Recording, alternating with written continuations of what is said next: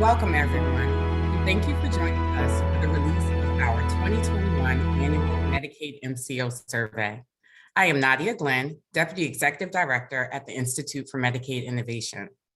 We are delighted to see such tremendous interest in this year's findings. We had nearly 300 registrants for today's webinar, representing diverse sectors, including health plans, clinician provider groups, safety net organizations, state and national associations, advocacy groups, researchers, all levels of government, media, as well as funders. We thank you all for joining us today. Over the next 90 minutes, we will highlight key findings from the survey report, host a panel conversation with Medicaid stakeholders to hear their reactions to the report, and of course, save time to answer any questions you might have. During today's event, please submit questions using the Q&A function below. Also, please note this webinar will be recorded and archived on the IMI website, along with the report and related graphics that are available for your use. With that, I would like to turn to Dr. Jennifer Moore, Founding Executive Director at the Institute for Medicaid Innovation. Thank you for Nadia. I want to echo your excitement for such a great turnout today. Thank you everyone for joining us for the release of our annual survey report.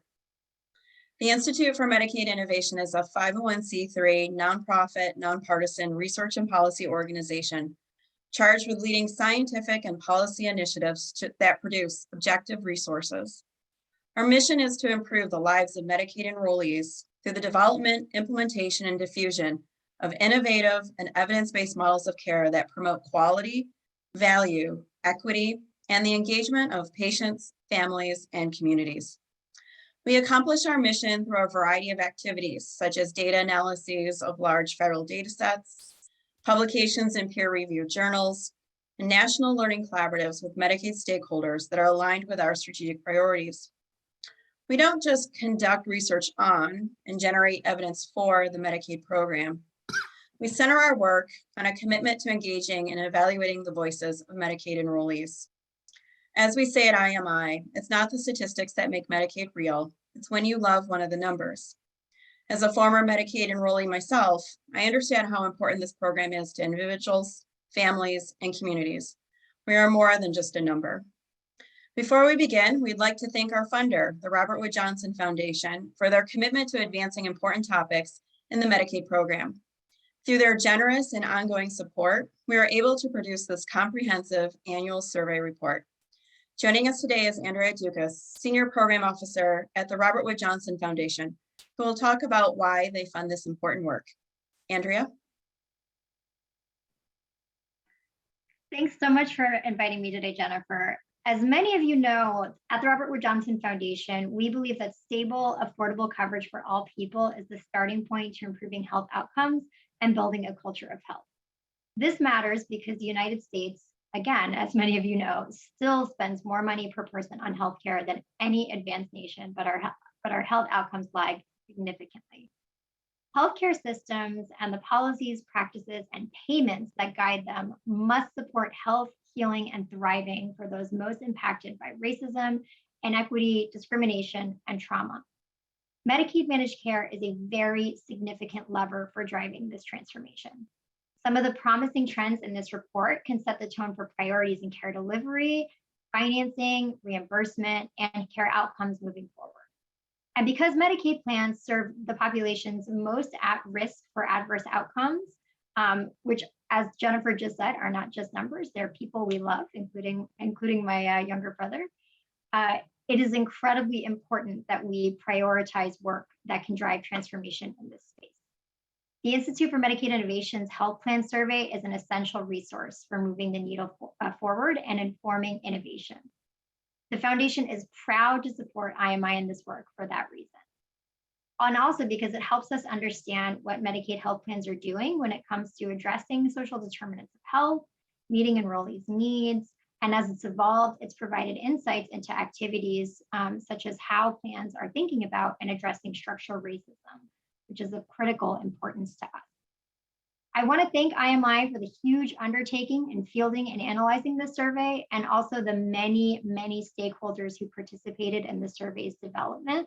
as well as today's panelists who are going to share their perspectives with all of you. And thank you also to everyone logged into this webinar for joining this event. Can't wait to hear the discussion. And Jennifer, back to you. Thank you, Andrea, and thank you again to the Robert Wood Johnson Foundation for their support. And with that, we're excited to share with you the key findings from the annual Medicaid MCO survey. For those who are unfamiliar with the acronym, MCO stands for Managed Care Organization. MCOs are also frequently referred to as Medicaid health plans. IMI has been conducting its annual health plan survey for 4 years. The initial work to develop, test, and refine the survey began in 2016, with hundreds of potential questions and answer options being submitted from a range of Medicaid stakeholders. This was our first indication that this survey was needed. To ensure that we were capturing the most salient information to inform Medicaid policy, we worked with groups like the National Association of Medicaid Directors, Families USA, CMS, and Medicaid Health Plans of America. The findings in this longitudinal survey can help strengthen Medicaid health plans, ensure members have access to needed care, and enhance members' quality of life. The survey captures information representing 67% of individuals covered by Medicaid health plans. It features representatives from health plans of all sizes from almost every state with a Medicaid managed care program. A link to the final report has been added to the chat box. The survey analyzes 10 health domains: high-risk care coordination, value-based purchasing, pharmacy, behavioral health, women and gender health, child and adolescent health, managed long-term services and supports, social determinants of health, and new to the survey this year, COVID-19, and health equity and structural racism. This holistic look at health allows us to gain a comprehensive understanding of the services Medicaid health plans provide and how we can innovate in a variety of areas. The sections on COVID-19 and health equity and structural racism provide in-depth insight on how Medicaid health plans are dealing with some of the most prominent issues in healthcare today. Policymakers can use the lessons learned from these new dedicated sections on COVID-19 and health equity and structural racism as they address these issues. For example, the sections highlight best practices and persistent challenges for telehealth care in social needs programming. Let's dive into the effects of the pandemic. It has certainly tested Medicaid health plans like never before. COVID-19 upended our ways of life, shuttering economies, straining hospitals and health systems, and claiming the lives of more than 700,000 Americans. This statistic disproportionately affected communities of color and low-income individuals. Medicaid enrollees were hit hard by the pandemic, and Medicaid health plans had to step up to meet the increased needs of their enrollees during this challenging time. Common wisdom might suggest that the social safety net would snap under such intense pressure, but it didn't. Instead, it stretched, with Medicaid health plans quickly adapting to meet members' needs. Now let's take a deeper look at the findings from our health equity section. 70% of respondents had a health equity plan in 2020. All respondents that had a health equity plan implemented programs or policies to address racism and promote equity. Of those, the majority had a dedicated person or team focused on health disparities at 100%, health equity at 87%, racial equity at 67%, and structural racism at 60%. 53% also followed through on their commitment to equity by having a chief equity officer or similar position. 1/3 or 33% of health plans promoted equity by working directly with small disadvantaged businesses and small and diverse businesses. As our focus on health equity has increased, so has interest in addressing the social determinants of health, conditions in which people live, work, and play that can positively or negatively impact health outcomes. Medicaid health plans are ahead of the curve, already providing programs to address members' social needs. Nearly all respondents offered targeted programs to address social determinants of health in 2020. Common services offered address needs related to housing, nutrition, food security, social isolation, non-emergency medical transportation, employment, and application assistance. This commitment is not new. Medicaid health plans have been addressing the connections between health and social needs for years, with 100% offering programs to address nutrition, food security, housing, and employment in 2018. The survey also shows that Medicaid health plans are effectively engaging community partners to achieve the best results. An overwhelming majority of Medicaid health plans contract with community health centers at 90%. Nearly all Medicaid health plans at 95% worked with community-based organizations to address social needs and maintained a database of community resources. A majority, at 90%, of health plans provided guided referrals to community services, worked with community health workers at 79%, and made direct investments in community capacity building, also at 79%. And as I mentioned earlier, 1/3 of health plans reported working with small disadvantaged businesses and small and diverse businesses. We noted that it has been a challenging time for Medicaid health plans, but these challenges can also be seen as opportunities. It took a global pandemic to spur changes that could have improved health outcomes in previous years. The survey demonstrates how policy can address the needs of various populations during and beyond the pandemic. Medicaid health plans have made great strides during the pandemic. We cannot afford to lose this progress. The data from the survey demonstrate that there is an urgent need for policymakers to consider opportunities to ensure that new Medicaid initiatives are able to continue long-term. For instance, traditional funding structures do not necessarily support new initiatives launched during the pandemic, like telehealth and social needs programming. Reimbursement policies will need to be updated to support telehealth and social needs programming after the pandemic. Medicaid health plans identified communication as a top challenge in nearly every survey area. The ability to contact members and members' willingness to engage were the top two barriers for high-risk care coordination across all survey years, reported at 100% and 90% of respondents in 2020. A majority of health plans identified data sharing with care managers as an obstacle to delivering behavioral health care at 61%. And at 89%, current policies limit the ability to share substance use treatment information, creating barriers for a large majority of health plans. And a majority of health plans at 72% cited lack of communication between providers and families as a common barrier to serving children with special health care needs. Over half of respondents at 53% utilized an internally developed social determinants of health screening tool. A standardized industry-wide validated tool could facilitate communication and program implementation. And finally, survey respondents identified that strengthening data sharing and communications is key to future health plan success. Medicaid health plans have led the way on value-based purchasing. However, implementation of value-based purchasing models among Medicaid health plans has declined, falling from 92% of health plans when we first surveyed them in 2017 to 75% of health plans in 2020. Medicaid health plans identified several barriers to VBP, including provider readiness and willingness at 94%, difficulty reporting data to providers at 83%, Medicaid payment rates at 67%, IT system preparedness at 50%, and difficulties tracking quality metrics and reporting them at 50%. The barriers can be viewed as a roadmap, though, for policymakers to implement changes that will sustain and expand VBP. We presented a snapshot of the key findings from this year's report. The annual health plan survey is a valuable, data-rich resource, and we encourage you to dig deeper into the findings. However, the story does not end with this data. We look forward to following how Medicaid health plans continue to adapt to the challenges posed by COVID-19 and to build a robust data set to track trends in newly emerging areas like telehealth over time. With that, I'm going to hand it over to Nadia. Thanks, Jennifer.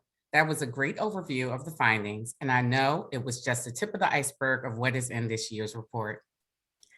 We sincerely hope that the survey will serve as a jumping off point for rich, informed discussions among policymakers, community groups, clinicians, and the general public about how we can strengthen and improve Medicaid programming, enhance the lives of Medicaid enrollees, and spur the healthcare innovation more broadly. Now, let's kick off one of those rich and informed discussions by hearing from some of our key stakeholders about their reactions to this year's findings and what they could mean for the future of Medicaid managed care. Jennifer will moderate today's panel, but first I want to introduce our esteemed panelists. First, we have Dr. Katrina Miller-Parrish. She's a physician, a family physician who currently serves as the Chief Quality and Information Executive at LA Care Health Plan in Los Angeles, California. She is also a delegate and former Vice President of the Los Angeles Academy of Family Physicians. Next, we have Denise Octavia Smith. She is the founding Executive Director of the National Association of Community Health Workers, a visiting scholar at the Harvard Medical School Center for Primary Care Program and Global Primary Care and Social Change, an Aspen Institute Healthy Communications Fellow, and a Robert Wood Johnson Foundation Culture of Health Leader. Last, we'll be joined by Diane Haselman. She's the Deputy Executive Director of the National Association of Medicaid Directors, or NAMD, where she leads the organization's strategic and operational planning and execution, oversees its grant funding programs, develops new initiatives, and directs NAMD's team.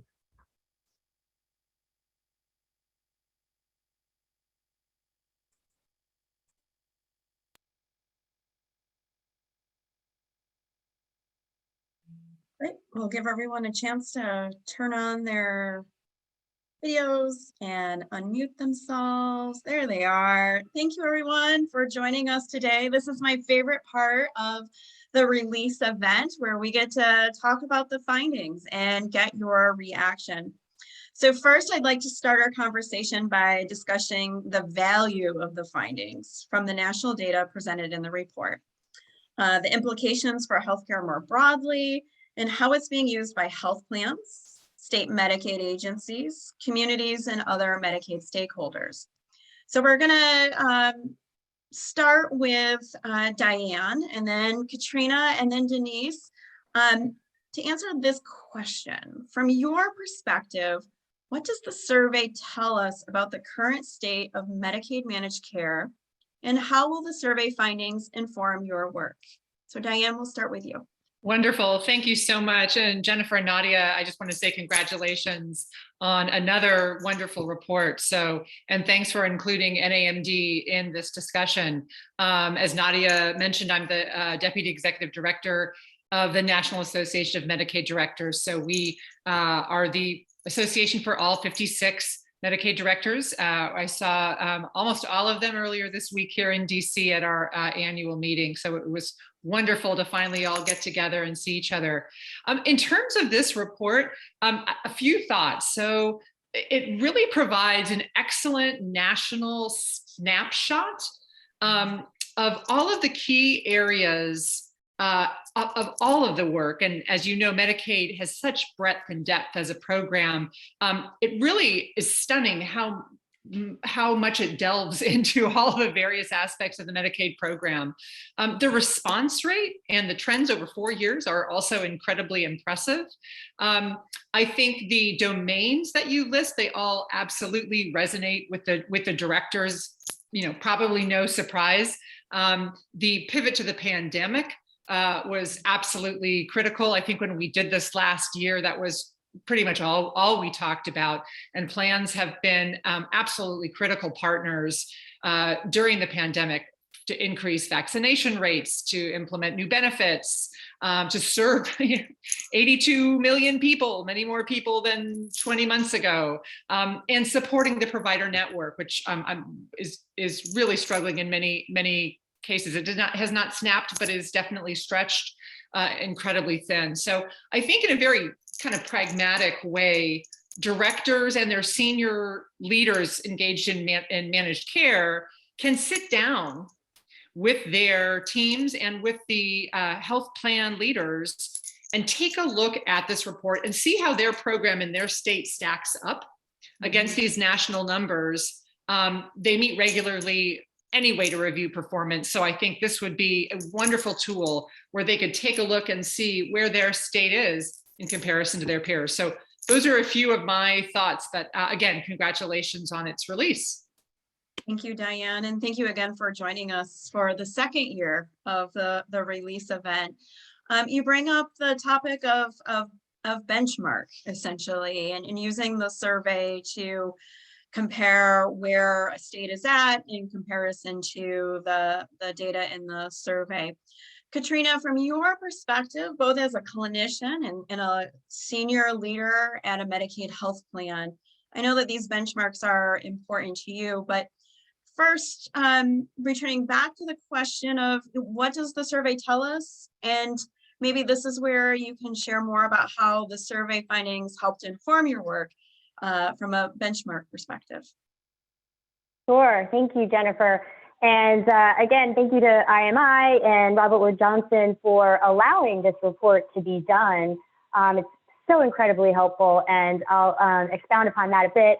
But as Nadia mentioned, I'm a family physician and a clinical informaticist and the Chief Quality and Information Executive at LA Care Health Plan.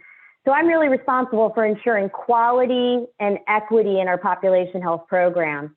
And we're a pretty large plan. You know, LA Care Health Plan is the largest public health plan in the country. We serve 2.5 million members across 4,000 square miles, more than 4,000 square miles. And most of our members are Medicaid. We also have a duals program and an exchange program. But the point is, Medicaid is really our mission. Our mission is to provide that quality health care for low-income communities and supporting the safety net. That's really our mission. And so, you know, we have our strategy, we have our goals, we have our tactics, but my goodness, what has changed in Medicaid since we started as temporary assistance for needy families and just blown up into everything from healthcare, care management, you know, community supports, and now equity, structural racism, social determinants, et cetera, et cetera. So from the health plan perspective, and particularly from a California health plan perspective, sometimes we can feel kind of lost in the morass of regulatory, contractual, accreditation requirements. We've got so many reporting and audits requirements, and you want to make sure that you're doing the right things and putting your resources in the right places to make sure that you're the best stewards of those public funds. And so with this report, not only are we able to do that from a state, but also a national perspective. As Diane mentioned, we have a lot of convenings of state groupings of health plans, so we can kind of find out what's going on in the state, but we don't always get that perspective from a national standpoint. And oftentimes, really what we see from a national standpoint might be advertising of like the big behemoth health plans, you know, the great ones like Humana and Aetna and UHG and all the great things that they're doing. And then we're thinking, oh my gosh, you know, are we really doing enough? So with this report, we are able to say, okay, how do we compare on care management, our value-based programs, our equity programs? Are we focusing on the right things? Are we landing in the zone where 30% of the health plans are focusing, or where 80% of the health plans are focusing? So it really gives that opportunity to contextualize what we're doing and make sure that we are focusing on the right things. Thank you, Katrina. So we've heard state level, we've heard health plan level. Denise, now bring it home with the community level. What does the survey tell us about the current state of Medicaid managed care, and how will the survey findings inform your work? Yes, good afternoon, Jennifer. Again, thanks for having me, and congratulations to your team. Incredibly rich and exciting reading the report, and I look forward to future engagement.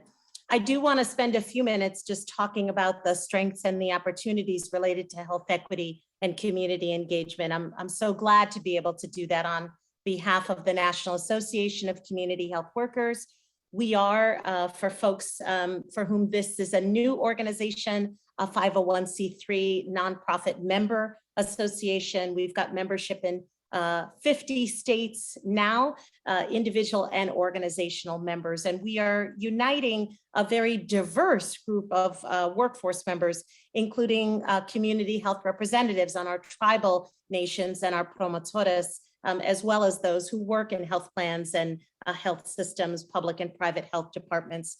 So of course, a lot of folks know that when the pandemic began, there was increased recognition for community health workers, although there was sort of a lack of a professional identity and sort of understanding what our roles were in pandemic response. NACHWA began articulating these roles and also sort of tracking our integration into this response. And that not only included where we were in community and private sector, but of course through our health plans. First, let me just say the report really reveals to NACHWA the accomplishments that were made with Medicaid health plans, as well as some future opportunities for community health workers and community-led, CHW-led organizations to partner and really strengthen the advancements that have been made during the pandemic, including the integration of our roles, right? For now and for beyond. We fully intend to share the report with our national membership, individuals and organizations, and our cross-sector partners, because this is really a time when states are working with their federal partners and funders to talk about CHW and community-based roles and sustainability in Medicaid. So, the report confirms a commitment and a momentum among the health plans to move upstream, to acknowledge the need for robust maternal and child health services, the need to engage deeply and authentically with members. And I feel like we've learned a ton about what those barriers and what those opportunities are to strengthen communication and engagement. It's also revealed some of those challenges and opportunities around technology, data sharing that you mentioned, in your opening presentation with community-based organizations. And I think this reveals really important avenues of national improvement because number one, the breadth of your survey, touched 67% of those Medicaid recipients nationally. And also because many of these concerns were shared so broadly among the survey respondents. So I'm really excited about the opportunity to sustain transformation and sort of how this will impact all individuals receiving Medicaid services. Thank you. And each of you provided the perfect setup, right? So you've mentioned innovation and you have mentioned the pandemic, which seemed like obvious topics to bring up during this time. As we think about the ongoing pandemic, Medicaid's program, Medicaid health plans have led new and innovative approaches to meet the challenging needs of Medicaid enrollees and members. And we've seen innovations focused on telehealth. We've mentioned this during this discussion already, equity, social determinants of health. And these topics have really risen to the top of the agenda for states and at a national level. And in some ways, it's become even more urgent. They were bubbling underneath the surface, but the pandemic has really elevated them to the top. And we know that more progress is needed to maintain these changes that have occurred during the pandemic. So why don't we go in reverse order this time, although I encourage you to interrupt each other and add to what others are saying. This is an open panel. The question I have for you to kick us off, Denise, around innovation and COVID-19 is to share what types of innovations you saw arose during the pandemic and which of those innovations you would like to see remain moving forward. And then on the flip side, how has the pandemic stunted innovation from this community lens and perspective that you're bringing? What can we do to move things forward in this space? Yeah, sure. Well, let me just echo those opening comments. To have culturally aligned, accessible, quality services for Medicaid recipients that is deeply rooted in trust and relationship is critical if we plan and to reduce cost, prevent disease, pursue the whole health of individuals, families, and communities. So some important innovations that we've seen during the pandemic obviously include telehealth. This is not to say that telehealth services were expanded across the roles and services that community health workers provided, but it's this pivot to innovation, right? The opportunity to do this well, to traverse the rural barriers, to traverse transportation barriers. And we want to see more of this expanded into CHW services. I also want to highlight increased member outreach. It was really obvious from the survey, the strong commitment to do that.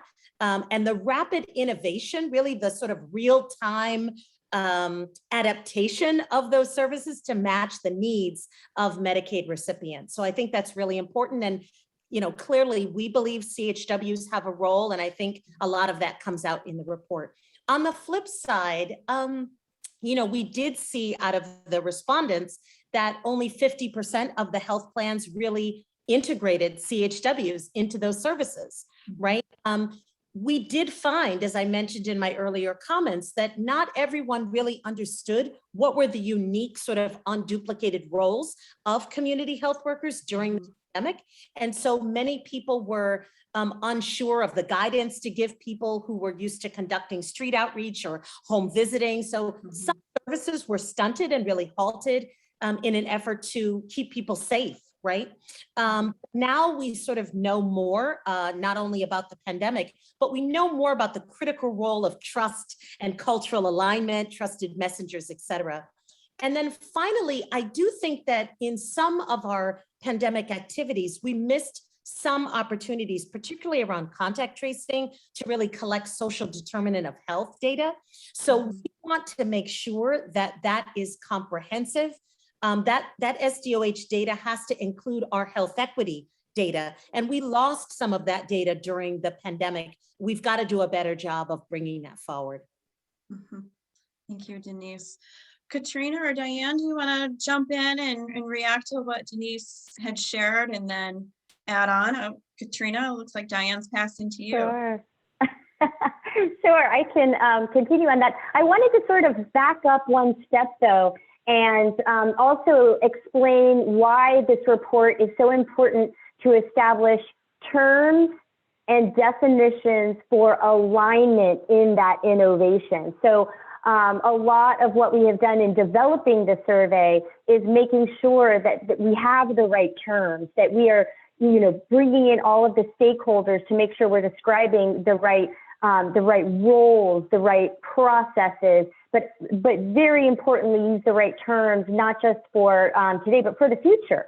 And I think that is so important because if you don't have your agreed upon definitions, you really can't continue on what those innovations can be, especially in a national alignment.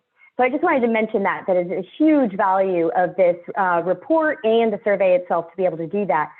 Second of all, you know, a lot of what will sustain these innovations is really developing those common understanding, the common understanding of what the roles are, what the processes are, what the future holds for what we want our outcomes to be, et cetera, et cetera. And so a lot of what has already been discussed here, things like telehealth, which is not just telephone or video healthcare, it's virtual healthcare. It's looking at all of the aspects of how we get to the members and we make sure they have the appropriate patient care and care management and wraparound support to make sure they're fully covered for any of their needs. But there's so much more than that term states. And so as we move forward, this report will help us develop not only those terms, but those processes and actually policies that can help ground these innovations into foundations for what we will continue to sustain after this. And, you know, a great example of that is pandemic management. Obviously, if we had, you know, a CDC-based pandemic response team, things might have been very different for the U.S., but we didn't. And so what we can do as health plans, as the Medicaid industry, is make sure that we have that now for the future. And I think the conversation about how we all reacted to the pandemic, what worked, what didn't, what cost too much, what was just the right cost, are the ways that we can really understand the best way to move forward with pandemic management when it happens again, because we better be prepared this time. And the same thing is true for equity and structural racism. So now we know that it's not just about the conversation of equity, it's about dismantling the structural racism that we have embedded in our society to make sure that we as Medicaid plans can deliver the care and that the members can receive it, patients can get better health outcomes, and we can reduce things like infant and maternal mortality. Mortality, death.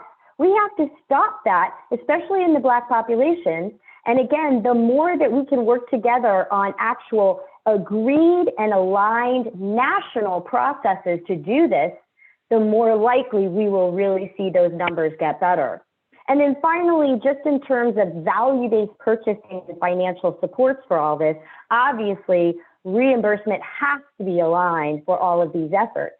And now we know that not only should that reimbursement that we receive from the federal government and through our states that services Medicaid as a healthcare plan, now we know that we're really a community support plan. And so we have to put the foundation in place so that we can sustain that as well. Now, you know, that may be advocating for the right reimbursement from the state and the feds, but also it means how we use that money sustainably for the future. And again, are the stewards for those public funds effectively. Thank you, Katrina. Diane, you mentioned that you just came off the NAMD conference this week. I'm sure the pandemic and innovation was top of mind and a big topic. Was there any discussion about any of the items that Denise or Katrina brought up in terms of community health workers, telehealth? What were you hearing and what are you thinking in terms of how we move forward in this area? I think the discussion was more around areas of the delivery system that have just been ravaged and how we can support those with telehealth, with community-based organizations, more of that sort of a thing. So there was a ton of conversation about the behavioral health delivery system, a ton of conversation about LTSS. Both have just been, as you know, just ravaged by this. I think in terms of telehealth, super promising about how it could be used to strengthen both of those areas. I think for state Medicaid directors, they are very much thinking about what does the evidence say? Where does the evidence show support? It's very different for different types of populations, different types of modalities. It's not one size fits all. So directors are really thinking about that and trying to be very kind of data or evidence driven. I think the other conversation was around how to better hear the member voice. That was a huge throughout. And again, getting back to, when Denise is talking about the community and really getting down to that level, and they vary widely, right? It's not one community. I mean, they're so different in terms of infrastructure and priorities and populations and stuff like that. So hearing the member voice and always having that first and foremost in your mind when you're creating policies or thinking about new programs, that's a big one.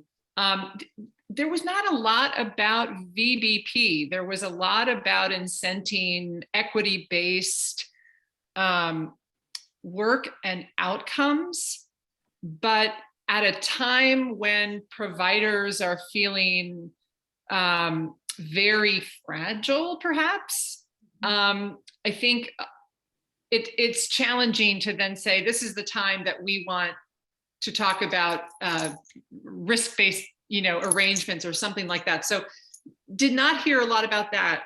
Heard a huge amount around equity. We had some great sessions around maternal morbidity and mortality, and a great equity issue.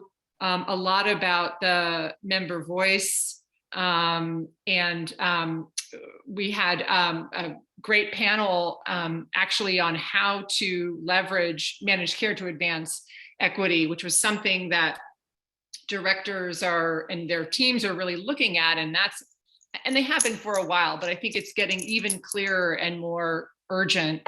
How do you use the RFP, the procurement, the contract, ongoing oversight to advance equity? And there was a very clear shift of the states are shifting away from saying, well, we'll keep it, more informal, and health plans, you tell us what makes sense for you. And the states are taking a stronger position and being more formal, putting in place kind of key expectations. And they're finding that is a kind of a more effective way, I guess, just to be more directive. And it's not just the external member outcomes around equity work, but also the internal work. And states are not just asking health plans to do the work. States are also doing that work on their own. And in fact, there are some health plans that do the internal equity work so much better, so much more effectively. They're so far ahead of states that could be, I think, a great place where health plans could teach state agencies as employers. So I know I kind of went all over the place with that response, but boy, there's so many different themes coming up right now. Let's build off of that. You mentioned the interest of states in equity and community and member voice, and putting that at the center, and noting the innovation that health plans are leading in this space. And in most instances, as you just mentioned, ahead of where the state is at. Katrina, as you hear Diane's remarks, are there any policies or efforts that the state or federal government could lead to really support the work that you're leading in your health plan or for health plans across the US to keep this focus on equity and community and member centeredness beyond the pandemic? Well, I think Diane really mentioned it, and that is that the first thing that needs to happen is you have to have the stated, documented, and intended aligned focus on equity and structural racism to be able to do anything about it, right? You're not going to be able to improve anything you don't measure. And so that's the first thing. And I think the federal government and our state agencies in California and definitely in other states are doing that. So that's terrific. I think she also mentioned that some of the state organizations are realizing that plans may actually be doing this better already than what the state can set up as a program.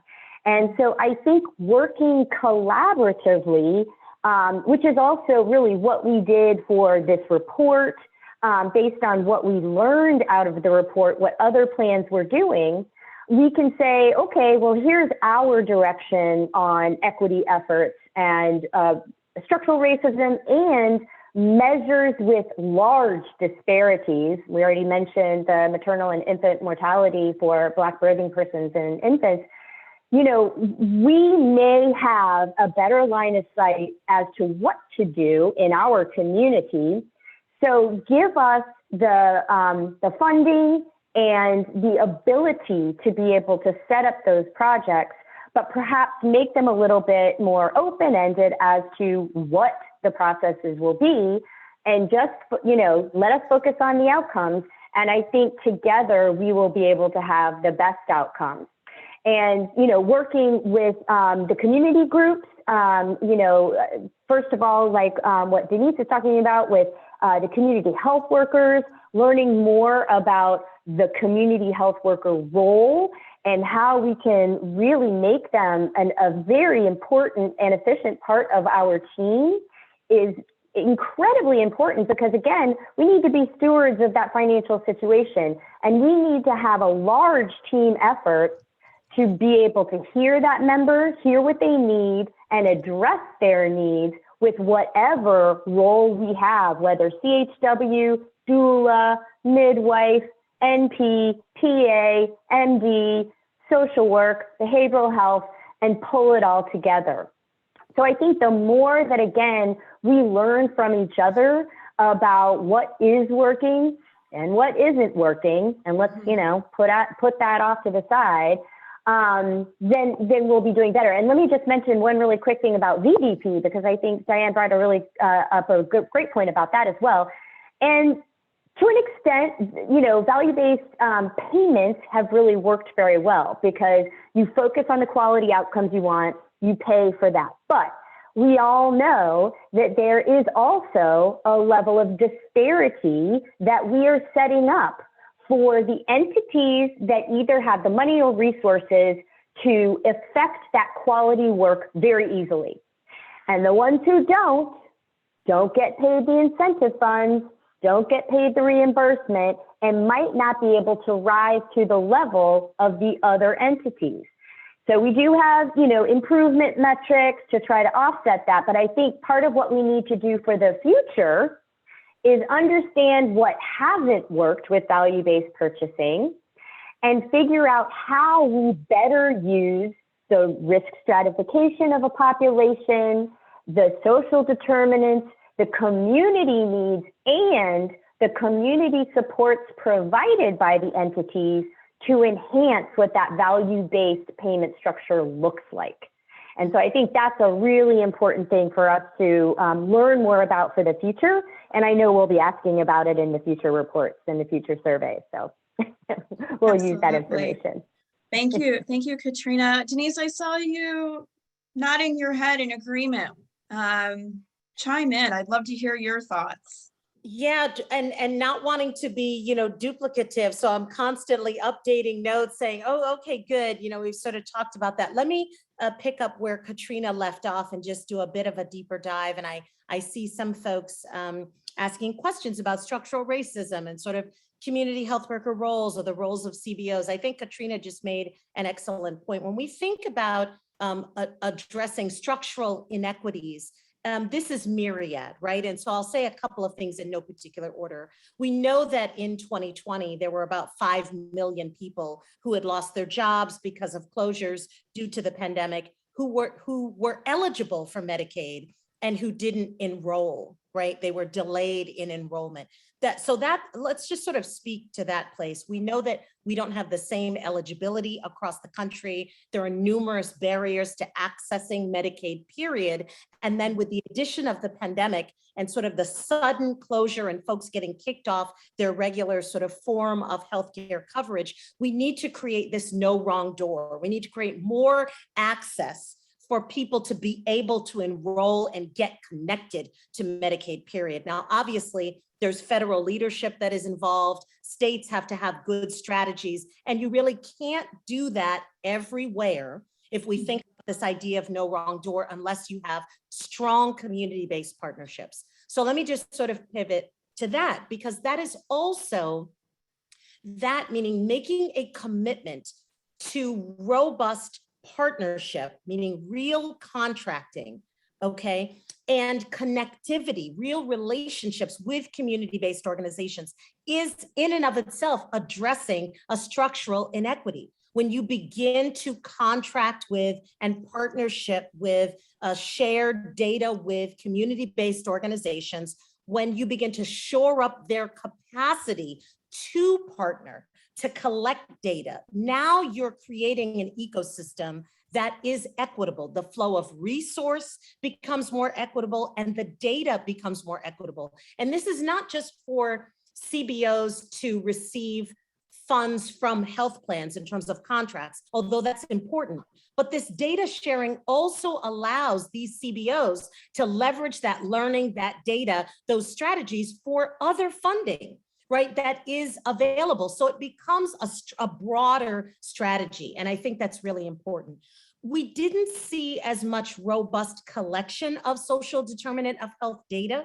I also didn't see language prominent in the collection of data. I saw race, ethnicity. So we have many opportunities to strengthen that. And then finally, let me just say something Katrina mentioned around CHW roles. Know that many health plans are exploring sort of comprehensive roles for community health workers in their service delivery.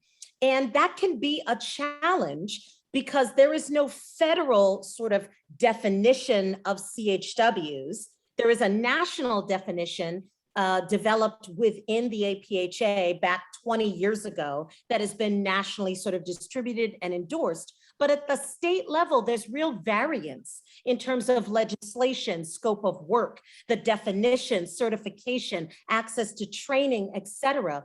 So we, meaning we, the National Association, and also federal agencies, need to come together with states and health plans to really come together on what are these roles, right? We believe that it should come from the workforce, and we want to help health plans to partner with CHW and promotora-led organizations to get more connected to tribal CHR programs, community health representative programs. I said I wouldn't use any acronyms here, so that we can diversify the language, so that we can align culture, so that we can create partnerships and avenues, again, for the flow of real resource data, and more importantly, strategy.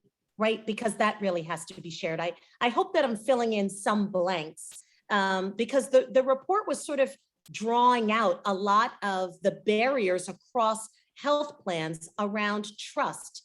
When I saw the difficulty that health plans said that they were having in having members complete assessments, I mean, I really thought that, wow, I mean, well, what can you do if you don't have that data?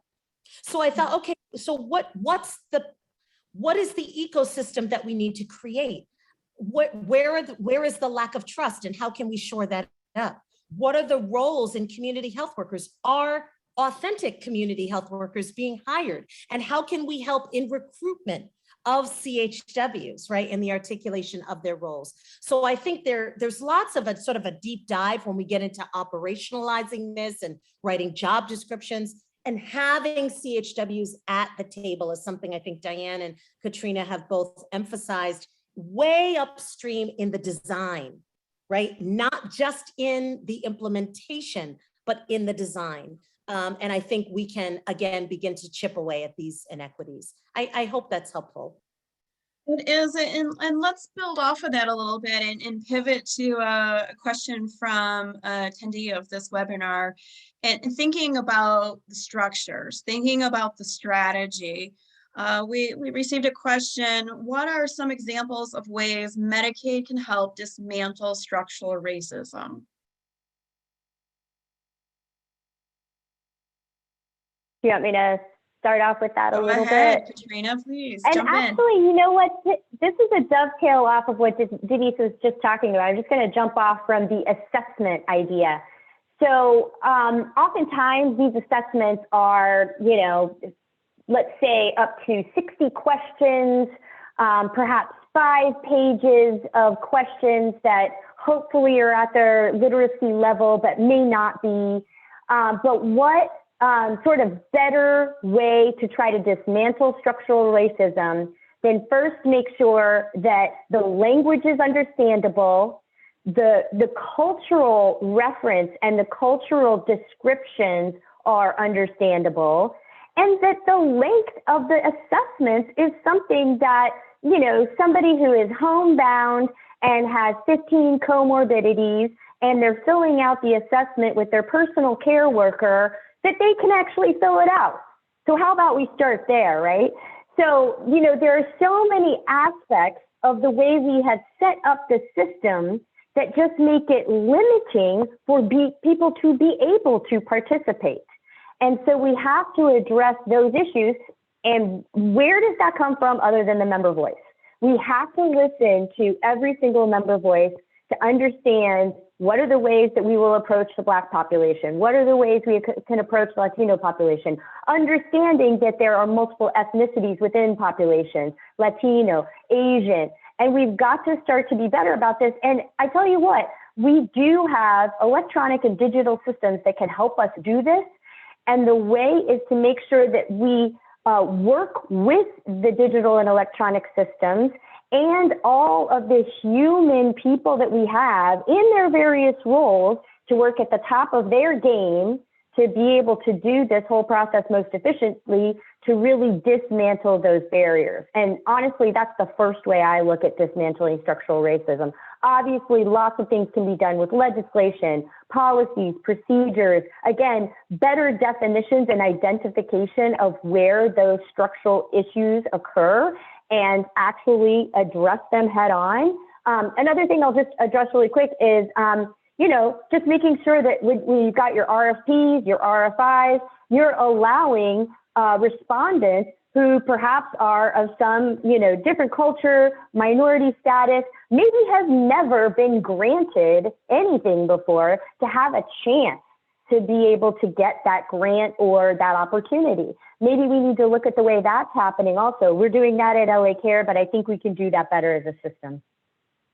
Thank you. Denise or Diane? Diana, looks like you're about ready to jump in. Yeah, I just wanted to mention a couple of things that folks may not have thought of, but one of the pieces of work that Mark Larson and his team at the Center for Healthcare Strategies is doing is around building and supporting a diverse pipeline of leaders in Medicaid. Check out they have a report out. They actually are, they have a great program where it's a competitive, there's an application process where they are providing support, training, professional development, coaching for leaders or up and coming leaders, if you will, from diverse backgrounds. There is a tremendous amount of focus within states to do that as well. One of the topics or one of the phrases that came up when we were talking about that the internal state agency leadership team does not reflect the rest of the agency, nor does it reflect the members that they serve, is that it's white capped, and that too many Medicaid leadership teams are white capped. And so how can they change that? How can they bring in different perspectives? And very much a recognition that, boy, if we don't walk the walk internally, how can we expect to improve equity externally? So that was great.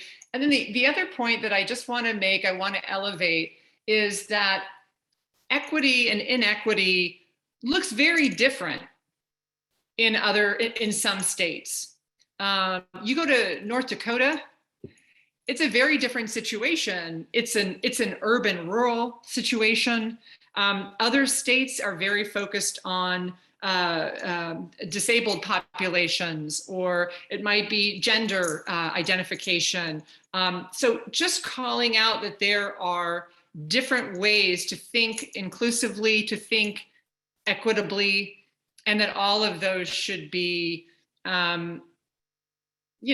respected and elevated. So along with race and ethnicity, it's really a wide group of people served by Medicaid. So I just wanted to pop those two in there.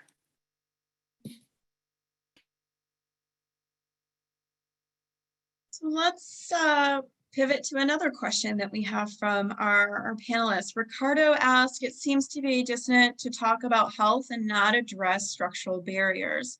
How can community health workers lead in addressing social determinants of health? And Denise, I'm going to hand that one right to you first.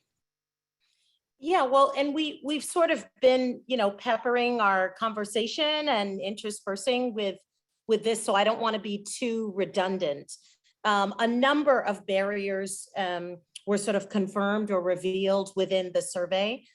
These were all sorts of communication barriers, technology barriers, transportation barriers, all sorts of things. As I mentioned, We don't really know the extent to which the health plans are focusing on language. I don't know if that was a question that, for whatever reason, it wasn't brought forward, but race and ethnicity were. So we have a number of barriers regarding just the structures themselves. We also know that, we can have other hidden barriers within systems. We can think about policy and regulation within organizations, within, provider bias. I mean, there's lots of things to sort of unpack. And I think showing a commitment, and health plans sort of talked about, we have a commitment, we have a chief health equity officer, we have someone in the organization who is focused on this. I think having good counsel around that individual or that team, and making sure they're not operating sort of in an enclosed space, that they're accountable to, accessible to the broad community, right? Reflective of the membership.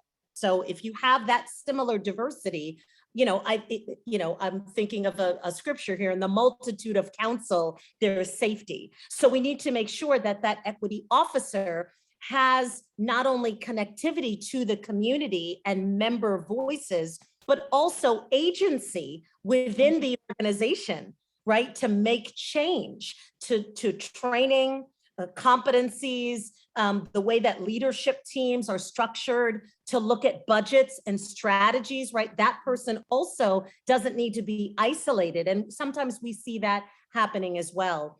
We've already mentioned, a really important avenue, which is this idea of how challenging it is to authentically partner with community-based organizations. Commitment to the social determinants of health means that we need to begin to do that in a more consistent and equitable way. And so Diane mentioned all of the diversity, whether it's working with tribal organizations or whether it's trying to reach extreme rural communities or monolingual communities. We have to do a better job throughout, and that takes commitment. It takes time, right? And it takes sort of a multi-sector team within the organization. So I do see some evidence of that in the survey. And again, COVID was forcing organizations to do this. And so some of us just sort of, some organizations fell into it, and some already had strategies.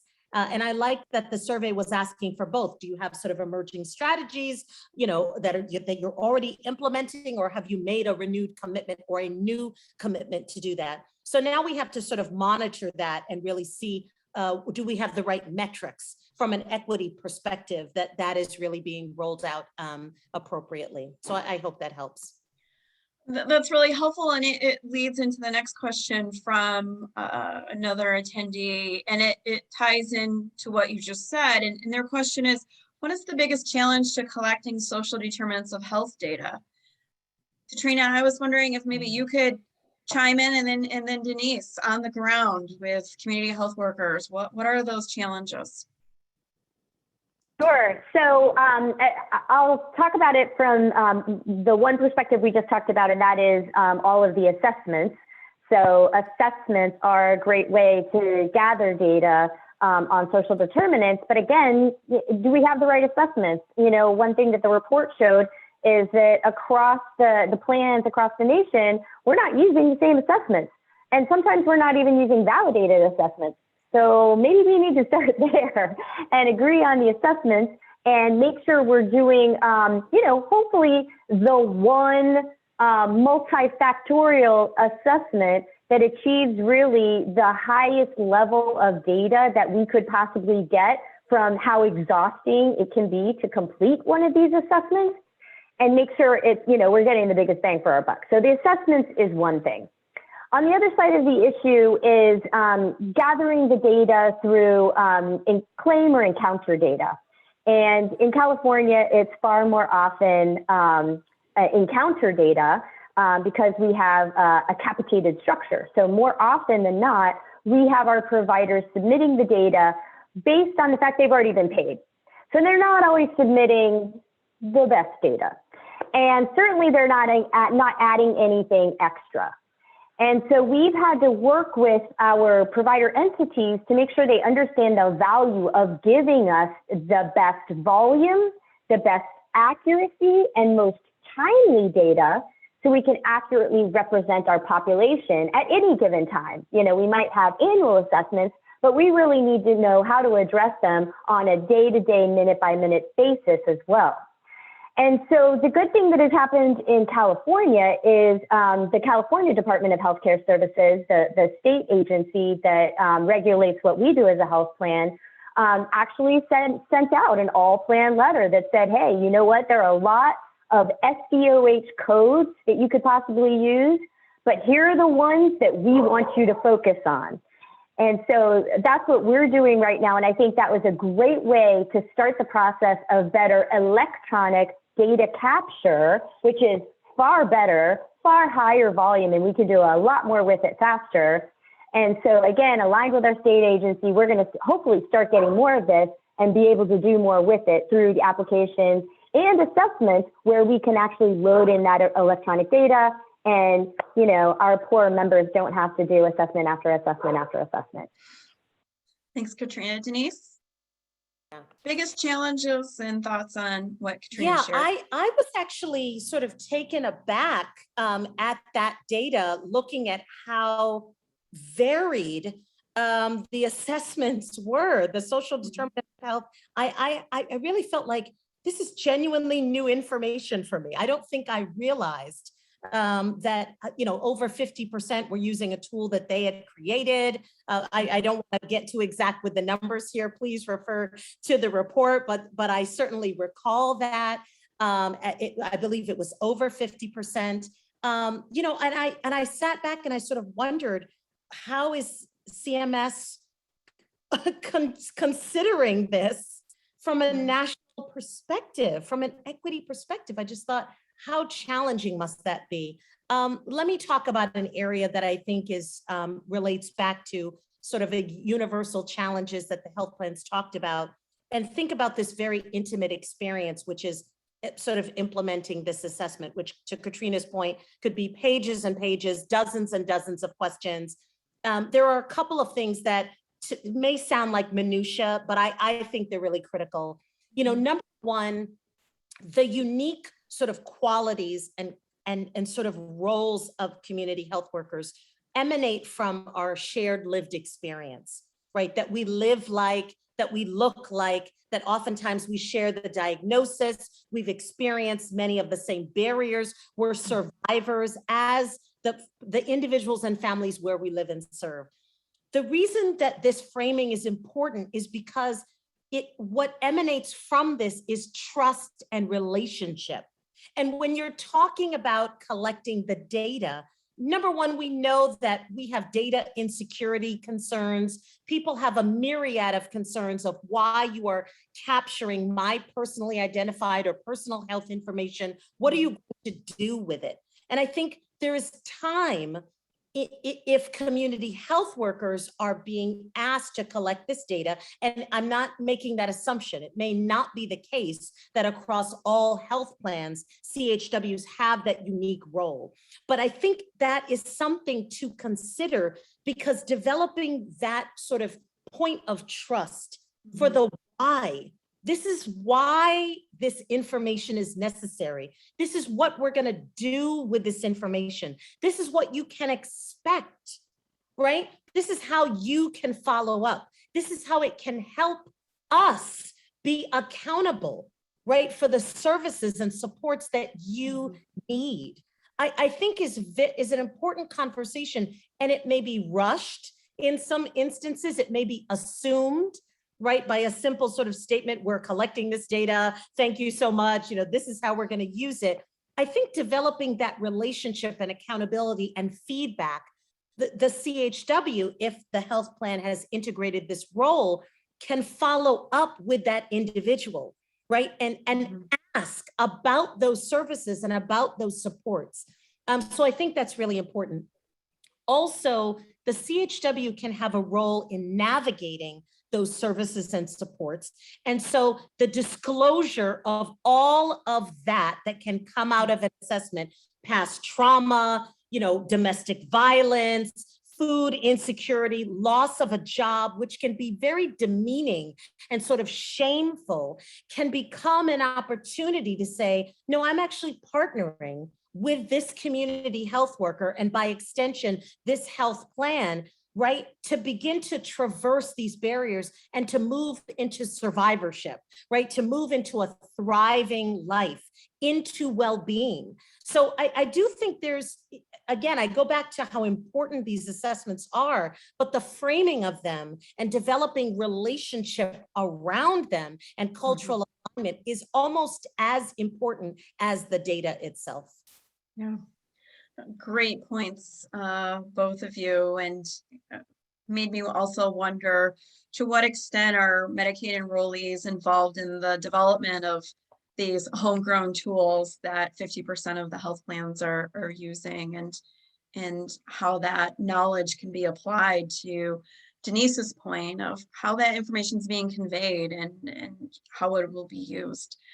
We have another question from an attendee, and it's from Stephanie. They wanted to know, what are specific interventions or initiatives being implemented for prenatal and postpartum care, which is the highest priority for MCOs in the women's health domain? Diane, you mentioned during the NAMD conference that there was a robust conversation and panel.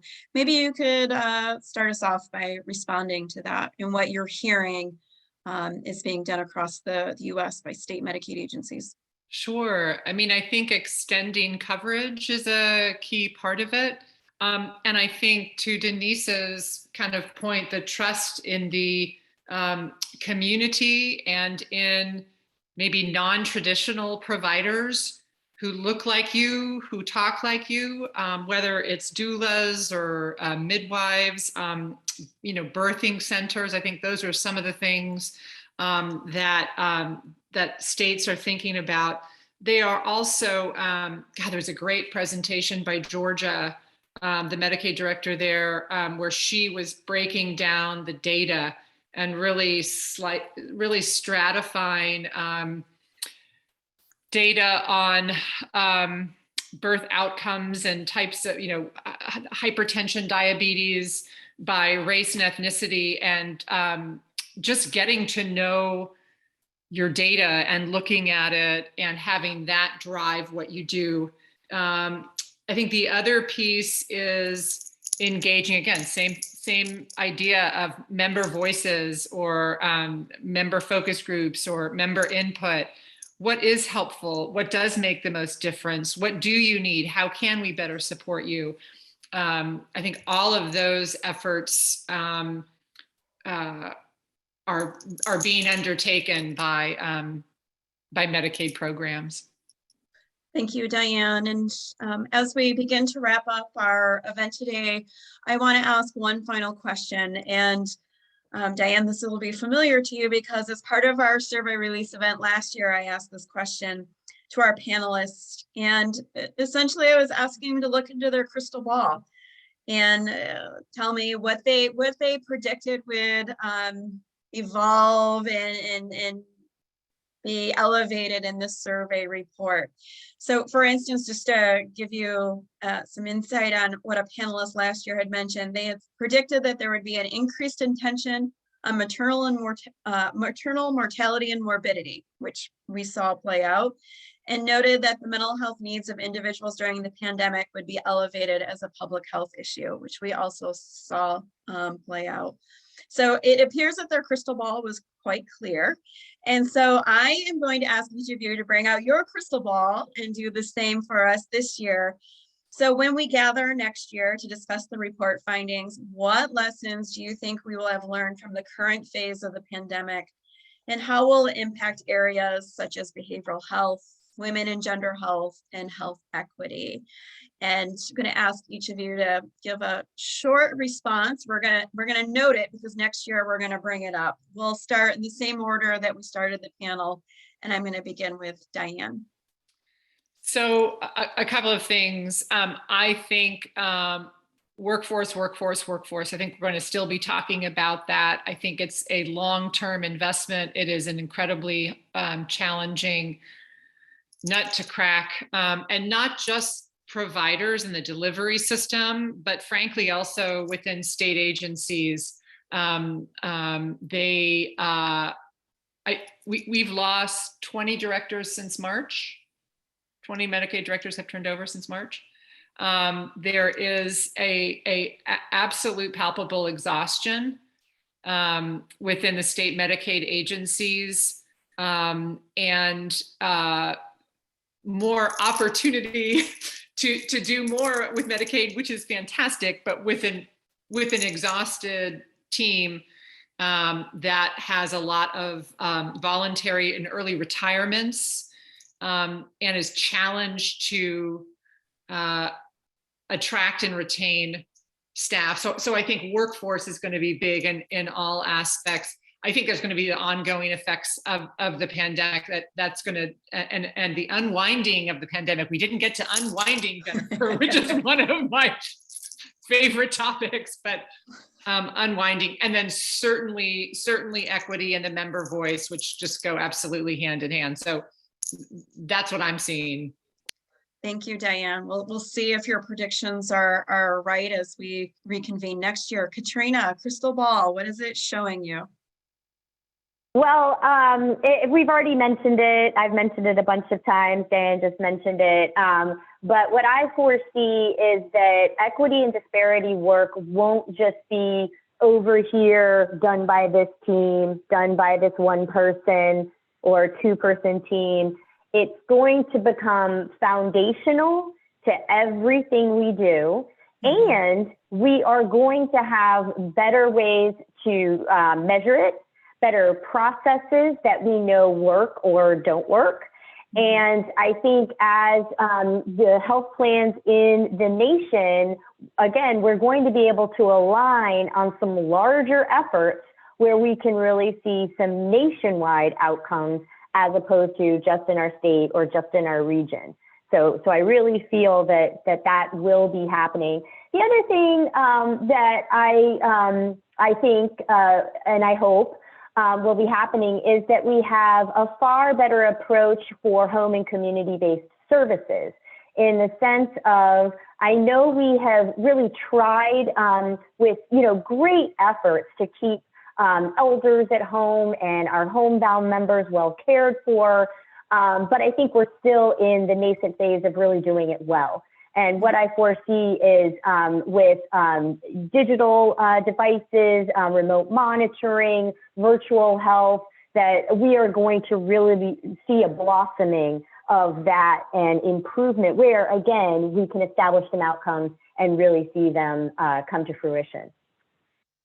Thank you. Denise. Yeah, well, again, excellent. So I'm recalibrating so that I don't duplicate what anyone else has said. What I started out by, stating something that has been just critical to the way that NACHWA has looked at this entire pandemic, and sort of the basis of all of our work in pandemic response, which is, we knew that we needed a clinical response to the pandemic. We can talk about sort of supply chain issues and all of the sort of burden of the system. We knew that we needed a public health response to the pandemic, and we can talk about lack of investment over decades and sort of all this information and the challenges there. I don't think that the United States really understood, nor were we investing or even thinking about what it means to have a community-based response to the pandemic. But for who has made a commitment, and there are many individuals and organizations with a long-term sort of commitment that has been growing around racial equity and the elimination of structural barriers. And just to demystify that statement, we know how diverse our country is by gender, by race, language, ethnicity, literacy level, income, geography, et cetera. All of our systems were not designed for every category and every type of identity. And so if you can reconcile that wherever you are in whatever system or sector, you can understand structural inequity. If I don't have the same literacy, if I don't speak the same language, then there is a natural barrier that we must traverse. Okay, and we can sort of wax on why the barrier exists. But if you intend to provide services, you have to address that barrier. So I think in that vein, this is both a moment and what we hope is a movement. Okay, I think I see sparks of that in the report. So two things that I'm going to be tracking are the expanded and authentic roles of community health workers in Medicaid services. There's lots of activity, lots of interest right now. Many states are having this conversation, and there is excitement about sustainability. We think about sustainability holistically, and so that means that if we have narrow prescriptive roles for community health workers, we are not maximizing their unique qualities, competencies, trust, and relationship.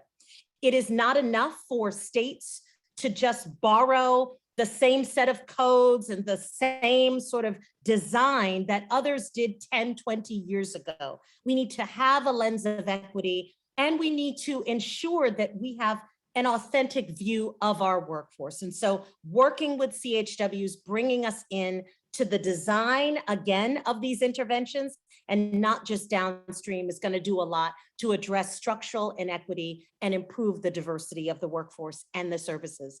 The second, and this is akin or aligned with this, is the extent to which community-based organizations have expanded roles, real roles in being direct service providers.